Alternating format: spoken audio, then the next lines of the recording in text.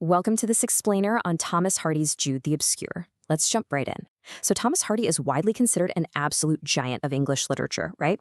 But his final, bleakest novel caused such an unprecedented public uproar that it literally altered the entire trajectory of his career.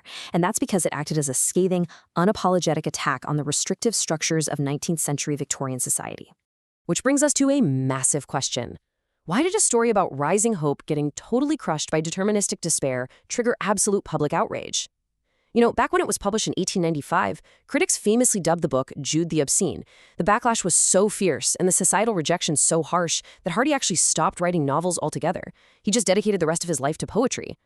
But what was it about this specific text that hit such an intense nerve? Let's find out.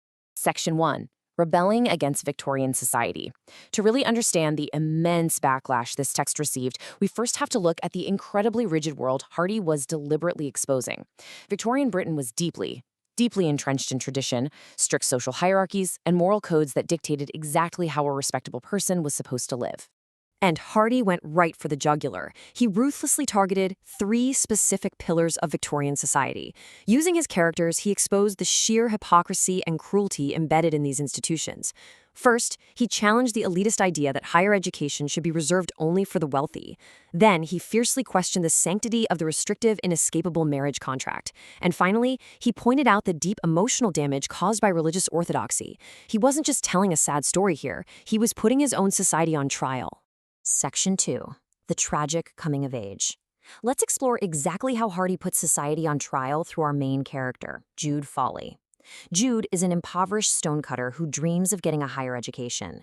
Raised in a rural village, his eyes are completely fixed on Christminster, which is Hardy's fictionalized version of Oxford.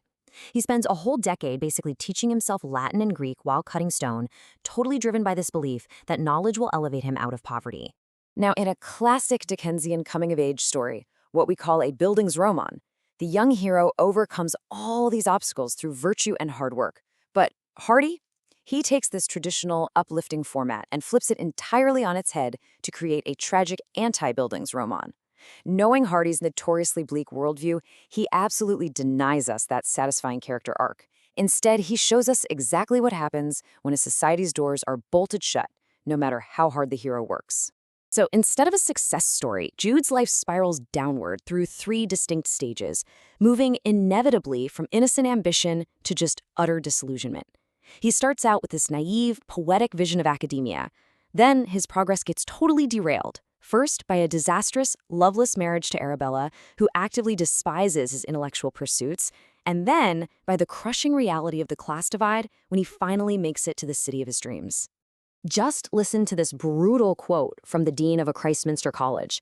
After 10 years of rigorous self-study, Jude writes to the college, only to receive a condescending reply advising him to remain in his own sphere and stick to his trade. Wow. It is a devastating wake-up call. Jude realizes that the academic world actually cares way less about genuine intellect and much more about wealth and maintaining the social order. So what happens when Jude seeks salvation in love instead of education? Locked out of the university and frantically seeking meaning elsewhere, Jude essentially burns his theological books. He completely abandons his dreams of becoming a scholar, and he pivots all of that intense passion toward an equally complicated pursuit, seeking salvation in a relationship with his cousin. Section 3. The Fractured New Woman. Enter Sue Bridehead, Jude's cousin. She represents a completely different kind of intellectual rebellion against Victorian norms. Because while Jude was trying to break into the establishment, Sue is actively trying to tear its conceptual foundation straight down to the ground. Sue is Hardy's ultimate manifestation of the new woman. As an incredibly independent intellectual of the 1890s, she reads modern poetry, she openly despises Gothic architecture, and she criticizes the institution of marriage as this destructive, vulgar contract. She is an intellectual giant in the novel. She buys pagan statues, reads provocative literature, and constantly argues that legal marriage destroys true, spontaneous love. But here is where Hardy's absolute genius for character psychology truly shines, because he builds this profound contradiction. Intellectually, Sue is miles ahead of her time and can logically demolish damaging social beliefs. But emotionally, She's trapped. She cannot escape her own psychological and societal conditioning. She is hypersensitive, deeply anxious, and has a profound physical aversion to physical intimacy. Her progressive ideals are basically constantly at war with her Victorian nervous system. It gets to the point where she is so constitutionally repulsed by traditional marital duties that she literally leaps out of a bedroom window just to escape Philocent, the man she married out of societal pressure. It is a shocking, desperate act, and it perfectly represents her overwhelming desire for bodily autonomy in a society that granted women almost none. Which brings us to Section 4, A Shadow from the Past. Jude and Sue eventually flee their respective spouses to form an unconventional family, but they quickly discover they just cannot outrun their past mistakes. They get highly scandalous divorces, and they decide to live together without remarrying, operating as this modern, progressive couple. But society quickly turns on them. They are ostracized, fired from jobs, and forced into a very nomadic, poverty-stricken existence. And this brings us to Jude's son from his first marriage, a boy literally named Little Father Time. The contrast between father and son is stark. The boy mirrors Jude's darkest, most hypersensitive traits, but he does not possess a single ounce of his father's hopeful resilience. Sent to live with Jude and Sue, he is unlike any child in literature. He has these large, frightened eyes and completely lacks all the usual hopes of youth. Little Father Time is described as age masquerading as juvenility. He's born already completely defeated by the world. Then we reach the most horrific climax imaginable. The boy hangs his siblings and himself.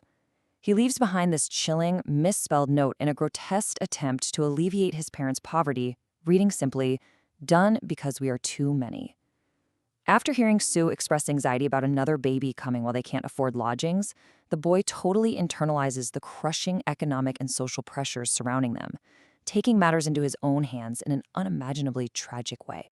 This tragedy acts as the ultimate focal point, the nodal point of all their past errors. It really hammers home Hardy's central theme that individuals cannot simply erase the consequences of societal conventions. No matter how much Jude and Sue tried to intellectualize their freedom, they were living in a material world bound by harsh economic realities.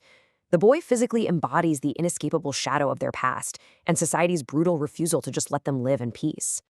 Section 5. The Crush of Social Convention.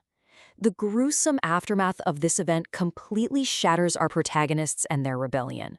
The progressive, forward-thinking life they tried so hard to build is instantly annihilated by grief, and the psychological fallout is honestly just utterly devastating to watch.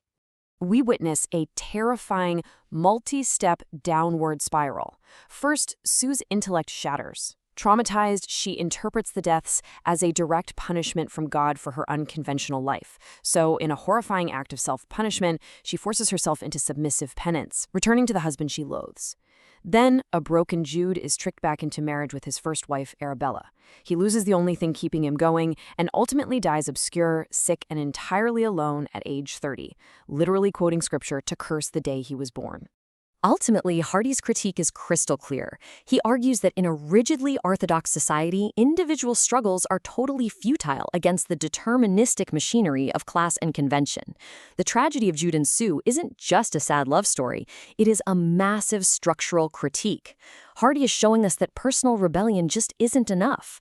When a society is built on exclusionary systems and hypocritical morals, it operates as a closed system of disappointment that will eventually crush anyone who dares to step out of line. True liberation requires systemic change. Which leaves us with a final, provocative thought about the true cost of challenging the world we live in.